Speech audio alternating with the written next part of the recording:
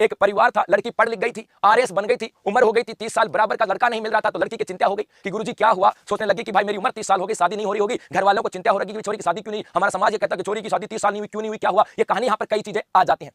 हाँ जी, ईरू भी आती बेटा, ईरू चापलाखन, ईरू भी आती, शाबाश। अब देखो तो यहाँ पर एक दिन वो बेटी, अपनी बेटी थी, उसके पिता, उसकी मम्मी जी ने कहा, अरे बेटा जोजड़ी, तो एक तो कौन सी थी, अरे बेटा जोजड़ी तू क्यों सूकड़ी, बेटा जोजड़ी तू क्यों सूकड़ी, तेरी भी सगाई कर दी जाएगी और जो जमाई मिलेगा वो तेरा पूरा ख्याल रखेगा। क्या पूरा ख्याल रखेगा। आगे वाली बातों को सिर्फ मनोरंजन की दृष्टि से ध्यान में रखना, नदियों की सहायक नदियां याद रखना, इसका और कोई उद्देश्य नहीं है कि लेकिन बेटा जय तू जवाई का सामने बोलगी, के बेटा जय तू जवाई का सामने बोलगी तो मामलो गड़बड़ हो जाएगा और बेटा जवाई गब्बू गाल देगी तो बांडी बांडी चालती आओगी, के बांडी बांडी चालती आओगी। बेटा आके मन कहेगी, माँ देख मेरे मंगरा में लीलड़ी ऊपर रही है और बेटा मैं तो माँ हूं, सेक करूंगा तो मिठास आओगे और एक हो जाएगी सागी। तो कौन कौन सी है, अरे बेटा जो जड़ी तू क्यों सूकड़ी, तेरी भी सगाई कर देंगे और जो जवाई होगा वो दुनिया के हर सुख जो तुम्हें देगा, लेकिन बेटा सामने मत बोलिए, सामने बोलगी तो गब्बू गाल दोगे और बांडी बांडी चालती आओगी, मंगरा में लीलड़ी आओगी। याद रखने का तरीका है, इसका कोई दूसरा अर्थ नहीं है। तो कौन